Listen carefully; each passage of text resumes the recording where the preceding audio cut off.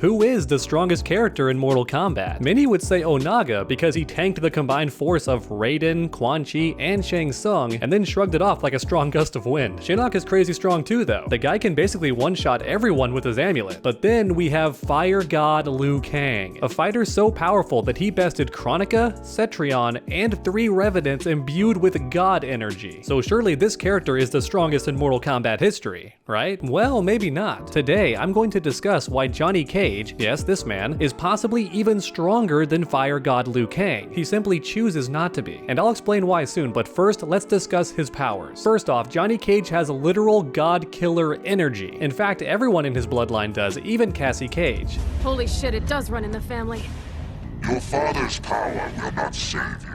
And keep in mind, the very first time Johnny Cage used this energy, he was able to defeat Shinnok, a former Elder God so powerful that it took the combined forces of Raiden, Fujin, and Cetrion just to detain him. And Johnny Cage defeated him on his very first try with this new ability. He didn't even have any experience using it yet. And because Liu Kang is literally a fire god now, that does render him vulnerable to this power that Johnny Cage has. And I do have to stress, it's not just a power-up. It's not simply going Super Saiyan. It really is the kryptonite to gods. And if you don't believe me, there's literally an intro in MK11 that says exactly this when you play Cassie Cage. But now comes the crazy part. We've never seen Johnny Cage ever use the power again because there's a massive time skip 20 years later. And during this time, it's clear that Johnny Cage was focused on being a parent. He didn't care about getting better with his fighting powers or this god-killing energy. In the Mortal Kombat X story, it's implied that Johnny Cage is easily around 50 years old and he's focusing on his movie career to pay for his family. He's not so much worried about fighting anymore. And as a result, we never get to see him use this god killer energy in his prime, especially not if he actually trained with it. However, that doesn't mean we can't theorize, because there is one arcade ladder ending that showcases what this energy could actually be like if Johnny Cage unleashed it. And to figure that out, look no further than his arcade ending in Mortal Kombat 9. When this game first came out, the idea of Johnny Cage defeating Shao Kahn made no sense whatsoever, and no fan would have believed it, because there's no way that a Hollywood celebrity could defeat the ruler of Outworld, even if he did have some green force ball stuff. But as it turns out, we were never told the full picture. Johnny Cage's powers are way more destructive than we ever realized, but the issue is, he never had to push himself. In this fight against Shao Kahn, Johnny Cage finally had to push himself. He had to dig deep, and in doing so, he awakened a force that he didn't know he had. And what came after was akin to an atom bomb. Just look at the absolute destruction around Johnny Cage, and keep in mind, he did this by accident. You can tell from this arcade ending that the writers were already experimenting with the idea that Johnny Cage had this inner ability that he never awakened until now, which means this green energy is likely the exact same thing we see him use against Shinnok, but it's more controlled. He's keeping it in check, which does make sense because Sonya Blade is in the room and he doesn't want to harm her, so subconsciously he's keeping that power at bay. But it's very possible that if Sonya Blade was not in that room, that Johnny Cage could have truly let loose and the power would have been absolutely destructive. Once again, we've never seen Johnny Cage unleash this power, so we can only imagine how destructive it actually is if he just lets it go. Because once again, that atom bomb in MK9 was an accident. He did not mean to do it, and it actually keeps on happening. It's not a one-off explosion, which means Johnny Cage literally has so much energy inside of him that it keeps bursting out and escaping, and he just keeps making more or just has that much in reserve. And that's why I think that Johnny Cage could be on par with Fire God Liu Kang if he really did just let the energy come out and go 100%. Because if he's doing this much damage by accident, then just imagine how much damage he would do if he actually focused and learned how to channel the energy properly. Becoming a living atom bomb is one thing, but now imagine he can actually aim it at his opponent. How crazy would that be? Now for comparison, Liu Kang actually does something similar in story mode. The guy becomes a living meteor and just hits the ground super hard, creating a massive explosion that devastates every enemy nearby. It's clear that Liu Kang is not holding back here because there's only demons around. And yet, even so, the damage he does is lesser than Johnny Cage's explosion when the guy's not even trying to do it. And also keep in mind, Liu Kang had to hype himself up for that attack. He had to summon like a full thunderstorm, had to channel his chi, and then fly straight downward, and only then could he impact the ground and make such a big explosion. Whereas Johnny Cage, once again, just doing it by accident, against his will. And look, maybe you're still on the fence. You're thinking, yeah, that's really powerful, but Fire God Liu Kang is just on a different level, okay? It's not even close. If you still feel that way, then I get it, but keep in mind that the narrator said